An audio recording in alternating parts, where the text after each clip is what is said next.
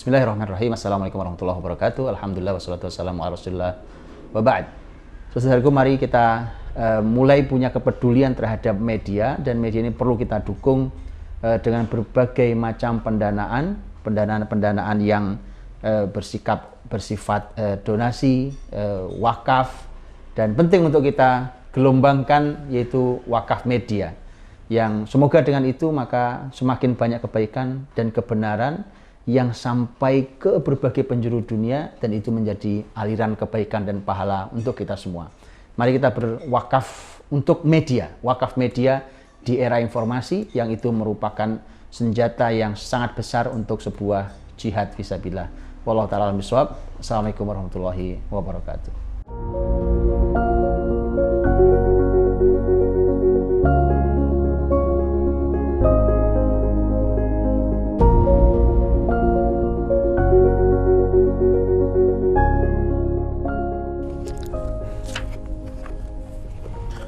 Bismillahirrahmanirrahim. Assalamualaikum warahmatullahi wabarakatuh. Waalaikumsalam warahmatullahi wabarakatuh. Alhamdulillahirabbil alamin wa bihi nasta'in wa ala umuri dunya waddin, wassalatu wassalamu ala asrofil anbiya'i wal mursalin wa ala alihi wa sahbihi ajmain, amma ba'du. Teman-teman pecinta sirah yang dirahmati Allah Subhanahu wa taala, pada episode kali ini kita akan mulai lembaran baru lagi, mengenal kisah ataupun belajar dari para istri Nabi, yang kemarin kita sudah belajar tentang Bunda Aisyah dan juga Bunda Saudah, ya.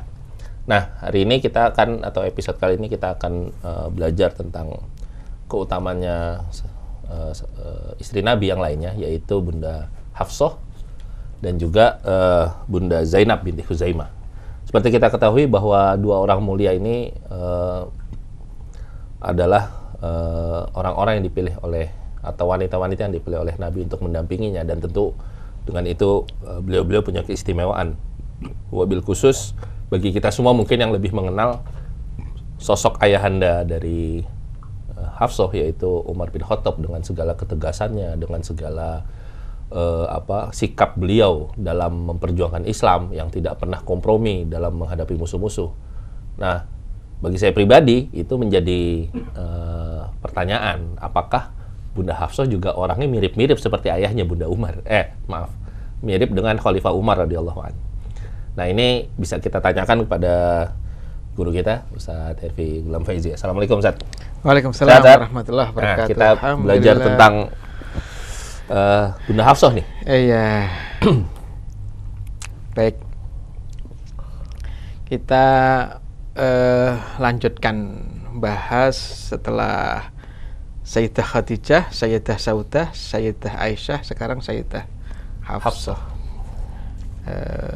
putrinya Umar bin Khattab, ya, yang menjadi kunyahnya Umar juga. Abu Hafsah, ya. Abu Hafs Umar ibn al-Khattab. Ya. Terkait dengan Sayyidah Hafsah radhiyallahu anha, maka beliau dinikahi oleh Nabi di usia 21 tahun. Jadi ketika Nabi menikah dengan beliau, usia Sayyidah Hafsah itu 21. Dan sudah janda, ya? Sudah janda. Okay. 21, statusnya janda, dan itu terjadi pada tahun 3 Hijriah. Tahun 3 Hijriah. Atau 3 tahun setelah Nabi hijrah, ya? 3 tahun setelah Nabi hijrah, ya. Kalau Nabi itu hijrah, tahun pertama Hijriah itu usia Nabi 53. Kan gitu. Maka kurang lebih pada waktu itu usia Nabi itu 55 tahun. Ya. Jadi Nabi 55, Sayyidah Hafsah 21. Gitu ya. 34 tahun. 34 tahun. Usianya. Dan ketika itu berarti kalau kita ukur usia dakwah itu 13 ditambah 2 sudah 15 tahun. Ya. Sedangkan usia Sayyidah Hafsah 21. Artinya Sayyidah Hafsah binti Umar bin Khattab radhiyallahu anhuma itu lahir 6 tahun sebelum Nabi diutus menjadi Nabi. Ya, kalau 6 tahun itu berarti usia Nabi 34. Ya, ya, setahun sebelum renovasi Ka'bah. Ya, karena memang usia Umar bin Khattab radhiyallahu anhu sendiri juga 12 tahun lebih muda dari Rasulullah SAW. Nah, sebentar Ustaz, saya potong. Ini menarik ya buat teman-teman. Ini dari tadi Ustaz Herfi kan menjelaskan tentang usia, tentang perbedaan, ada peristiwa ini, peristiwa itu. Jadi memang membaca kitab ini kita nggak bisa terpisah dari ilmu sirah nabawiyah ya Ustaz? Betul. Jadi kita juga harus selain baca kitab ini, tolong dipelajari sirah nabawiyah yang lengkap gitu Ustaz ya? Iya. Biar tahu kalau ngomong tahun sekian nggak bingung gitu. Iya. Ya, lanjut Ustaz, monggo Ustaz. Iya, dan memang asik aja ya Ustadz Arif kalau kita itu memahami sirah secara utuh gitu. Jadi begitu ada satu data itu banyak bisa kita linkkan kemana-mana itu data. Jadi bisa mengkonstruksi data itu menjadi lebih menarik, lebih indah, lebih inspiratif untuk kita. Betul. Baik, jadi itu Sayyidah Hafsah. Dan beliau tahun ketiga itu berarti setelah peristiwa perang Uhud ya, menikah dengan Rasulullah Muhammad SAW ya. Dan ketika beliau menikah, maka kita mengetahui kebenaran kalimat bahwa buah jatuh tidak jauh dari pohonnya, kan gitu ya? Iya. Buah jatuh tidak jauh dari pohonnya. Begitulah Umar dan begitulah putrinya. Ya, punya ketegasan, kan gitu ya? Punya kekuatan, punya keberanian, sebagaimana ayahnya, kan itu. Dan masing-masing istri Nabi punya perbedaan karakter yang berbeda-beda. Ya, tadi kita bahas tentang Aisyah dengan beberapa karakter beliau yang menonjol. Kita bahas tentang Saudah, ternyata beliau juga suka bercanda. Kan gitu ya, ya karena secara usia beliau menikah dengan Nabi sudah 63 tahun, kan gitu ya. Jadi suasananya suasana santai lah, kita bahas Khadijah itu. Membahas Saudah itu. Bahas Khadijah pun juga Nabi takut, diselimuti, direngkuh, diyakinkan, dikuatkan, dikokohkan, kan gitu ya. Jadi karakter yang berbeda-beda. Dan Nabi berinteraksi dengan itu semuanya. Nah, Hafsah ya sebagaimana kita mengetahui ketegasan, keberanian itu sangat lekat menempel sekali pada sosoknya. Apa kira-kira yang momentum apa Hafsah menunjukkan sikap tegasnya itu, Zat? Di antaranya dalam sebuah peristiwa, ya, yang dalam peristiwa itu nanti pada akhirnya Rasulullah SAW menceraikan Hafsah. Oh, menceraikan? Iya. Oke. Jadi Nabi itu menceraikan Hafsah.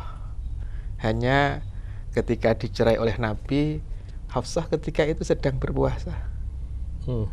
Maka Hafsah berdoa kepada Allah. Dan pada saat itu juga Allah mengutus malaikat Jibril untuk menemui Nabi. Ya Rasulullah, kata Jibril, tolak bi Hafsah. Engkau ceraikan Hafsah.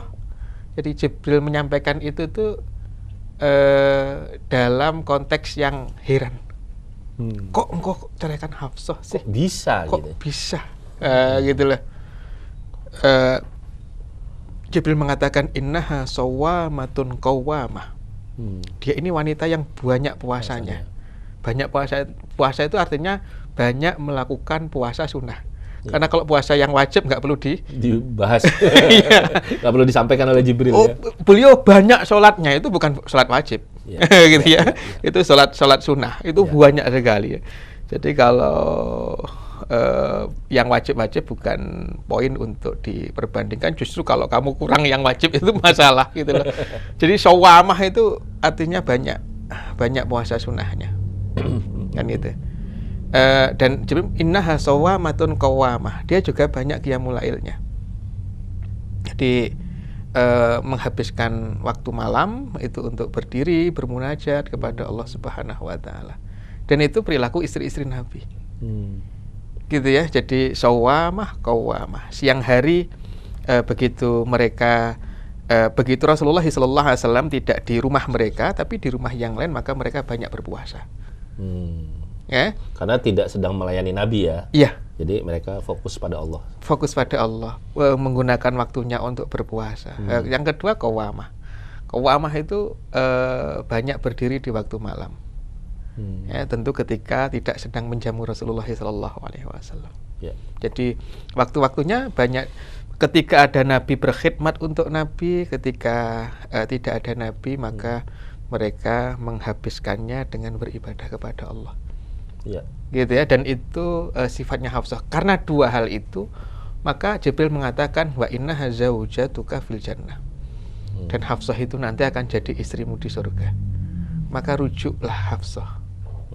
Nah, gitu ya. Maka Rasulullah pada hari yang sama, ya, pada hari di mana beliau menceraikan Hafsah, beliau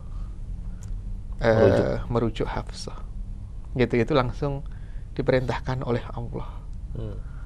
Jadi gitu. Kalau malaikat Jibril aja heran saat kenapa Rasul itu menceraikan Hafsah, apalagi kita.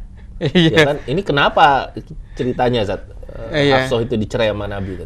Itu kan cerita panjang tentang istri-istri Rasulullah SAW yang meminta tambahan nafkah. Oh, artinya itu kan secara bersama ya waktu itu ya, tidak hanya Hafsah yang minta tambahan nafkah ya. Tidak hanya Hafsah. Kemarahan itu dimulai dari Hafsah mungkin diceraikan. Tidak, semuanya pun juga bersamaan ya, makanya Umar sampai masuk dan seterusnya. Okay. Jadi bareng-bareng, dan ketika kita bicara istri-istri Nabi nuntut tambahan nafkah, jangan kemudian dipikirkan bahwa nafkah Nabi untuk mereka kurang gitu loh. Jangan dipikirkan itu. Juga jangan dipikirkan mereka itu nggak syukur, wong dinikahi Nabi aja sudah nikmat. Iya. Gitu. Nggak semua perempuan bisa. Betul. Jangan begitu. Itu yang begitu itu harus kita pahami bahwa Nabi pernah berkata kepada mereka, wahai wahai sekalian perempuan, berbanyaklah sedekah. Karena sesungguhnya aku melihat banyak penduduk neraka itu wanita. Karena itulah maka istri-istri Nabi itu berlomba-lomba untuk banyak-banyakan sedekah. Dari mana mereka? Ya kalau Zainab bintu Jahsy yang kemarin kita bahas itu kan ya dia bisa bekerja dapat nafkah dari Nabi dan itu yang disedekahkan. Kan gitu ya. Nah, yang lainnya juga sama, dapat nafkah dari Nabi, makin tambah nafkahnya makin banyak sedekahnya. Itulah. Jadi nggak mikirin memugar rumah, ya kan, ganti cat, enggak ya? Iya. Atau beli kendaraan baru gitu, enggak ya? Enggak. Masya Allah. Jadi harus kita pahami dengan utuh begitu ya. Bukan hanya boleh loh nuntut tambah nafkah ke suami ya, itu bukan hanya begitu. Pahami juga. Jadi dari Ibunda Hafsah itu kita belajar tadi ya, sawamah dan qawamah ya. Ya, sawamah, para istri itu harus banyak puasanya, harus banyak qiyamnya di waktu malam ya. Jadi ya ini artinya salah satu keistimewaan, karena kan artinya setiap muslimah yang hidup hari ini akan menjadikan para ummahatul mukminin itu sebagai prototipe kehidupannya. Betul. Gitu, dia mau milih ikut siapa gitu ya, mau seperti siapa gitu ya. Iya.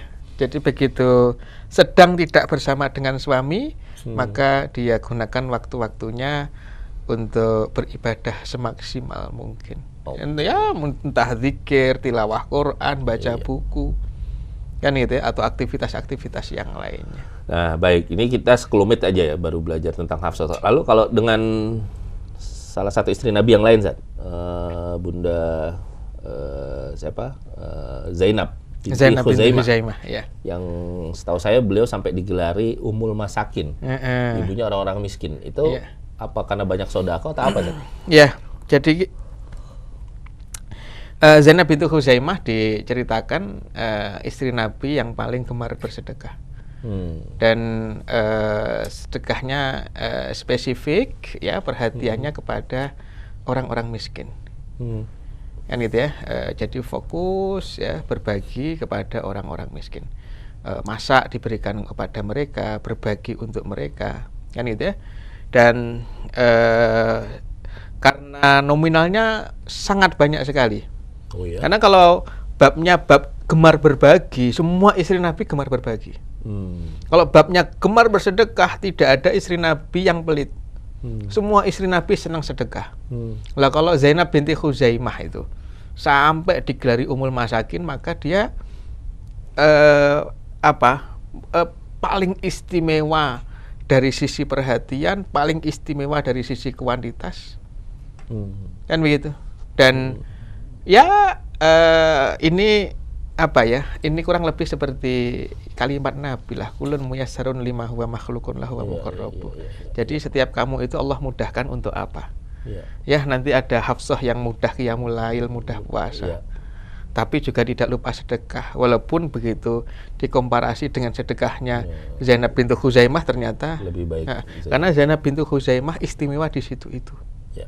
Hanya yang perlu kita ketahui, Zainab binti Khuzaimah itu hanya sekitar 8 bulan bersama dengan Rasulullah. Oh, artinya menikah, usia pernikahannya cuma 8 bulan. Pernikahan 8 bulan karena beliau sama seperti Khadijah. Wafat lebih dulu. Wafat lebih dulu sebelum Rasulullah SAW wafat. Dan dinikahi Nabi di usia 30-an tahun. Tahun 4 Hijriah. Artinya usia Nabi 56. Jadi beliau 30-an tahun. Selisih 20-an tahun lah ya dengan Nabi ya. Nabi 56 tahun. Oh, ini berarti Zainab binti Huzaimah ini nggak ikut waktu yang kemarin antum cerita itu ya? Oh, enggak. Nabi mengumpulkan istri-istri dalam satu forum itu, panjang-panjangan tangan itu. Ini nggak termasuk yang disebut sama Nabi ya? Makanya begitu. Tapi ternyata benar ya. Jadi ketika kemarin kita bahas, pokoknya yang paling cepat nyusul aku adalah yang paling dermawan. Kan itu. Itu ternyata yang paling dermawan, yang pertama kali meninggal adalah Zainab binti Jahash. Kan gitu ya. Sehingga kemudian mungkin muncul pertanyaan dalam pikiran kita, loh, Zainab binti Jahash sama Zainab binti Huzaimah itu dermawanan mana gitu. Dan itu tidak bisa. Kenapa? Karena Zainab binti Huzaimah sudah meninggal sebelum peristiwa kumpul 9 orang istri Nabi yang nanya siapa yang paling dulu menyusul engkau itu. Jadi mungkin kalau waktu itu gitu ya, kalau waktu itu ada Zainab binti Huzaimah karena gelar ketika masih jahiliyah pun Ummul Masakin. Oh, sejak masih jahiliyah. Sejak jahiliyah sebelum dinikahi Nabi sudah punya perhatian besar terhadap orang-orang miskin. Jadi jiwa sosialnya tinggi. Kan gitu. Tapi menarik, yang paling dermawan ya dari istri Nabi sebelum Nabi meninggal dunia itu adalah Zainab binti Khuzaimah, dan yang paling dermawan karena setelah Zainab binti Khuzaimah meninggal dunia itu adalah Zainab binti Jahash. Jadi dua-duanya Zainab. Jadi yang lebih dulu menemani Nabi itu ya Khadijah, lalu kemudian setelah wafat ya maksudnya ya. Kemudian Saudah, Zainab binti Huzaimah, baru Zainab binti Jahash. Baru Zainab binti Jahash. Itu urutannya ya. Makanya ketika Zainab binti Khuzaimah meninggal dunia, Nabi belum menikah dengan Zainab binti Jahash. Belum menikah. Ya. Nah, itu nanti Zainab binti Jahash itu jadi pembahasan menarik juga ya, Ustaz ya. Karena beliau kalau nggak salah mantan istri anak angkatnya Rasulullah Sallallahu Alaihi Ya. Wasallam. Ini nanti jadi syariat tersendiri mungkin dan harus dipahami oleh kita secara adil dan benar. Gitu ya. Baik, jazakallah Ustaz Herfi sudah menyampaikan ilmunya pada episode kali ini, dan teman-teman para pencinta Sirah Nabawiyah jangan berhenti nonton episode ini ya. Kita akan ada episode-episode selanjutnya yang insya Allah masih akan membahas dulu istri-istri Nabi sebelum kita akan membahas tentang keluarga Nabi secara utuh. Kita tutup dengan doa kafatul majlis. Subhanakallahumma wa bihamdika asyhadu an la ilaha illa anta astaghfiruka wa atubu ilaik. Assalamualaikum warahmatullahi wabarakatuh.